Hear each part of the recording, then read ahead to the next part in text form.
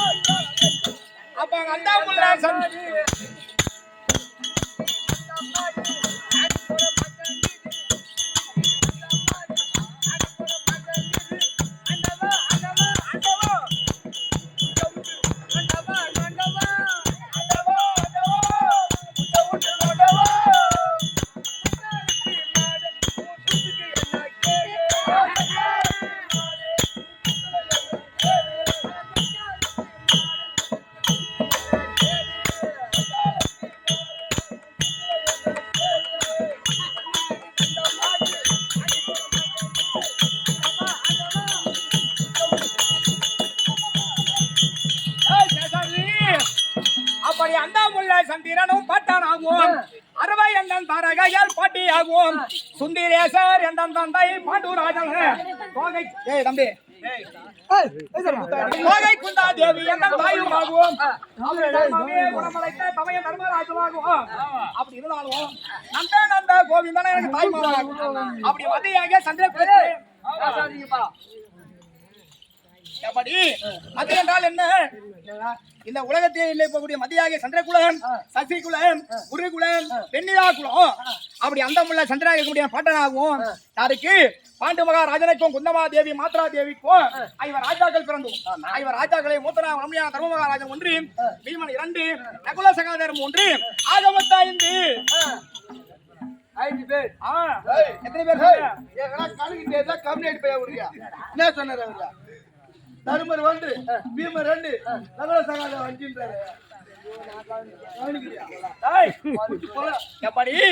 தர்ம மகாராஜன் 1, பீமன் 2, நகுல சகாதேவர் ஆக மொத்தம் 5. அப்ப என்னுடைய பெயர் என்று ஒண்ணும் தெரியவில்லை. நடுப்புற என்னவோ எங்க போனா அப்ப யாரும் தெரியலையா? இப்படி கூட சொன்னா சொல்றேன். இப்ப நான் கேள்வி எப்படி? 4 6 எச்சினி 4 6 4 6 9 4 10 10 6 7 8 9 10 1 எப்படி மீதி?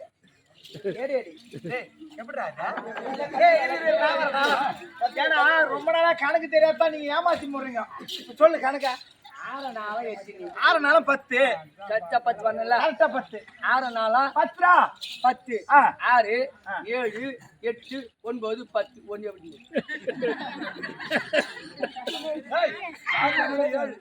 அப்ப அந்த மாதிரி நீ டூபிள் கட்ட சொன்னா யாரு ஒருத்தவங்க அப்ப 1 எங்க போயிட்டப்பா? ஓஹோ தபசி அப்ப அந்த 1 என்னன்னு தெரிய வேண்டும். ஒடியா சொல்றேன்.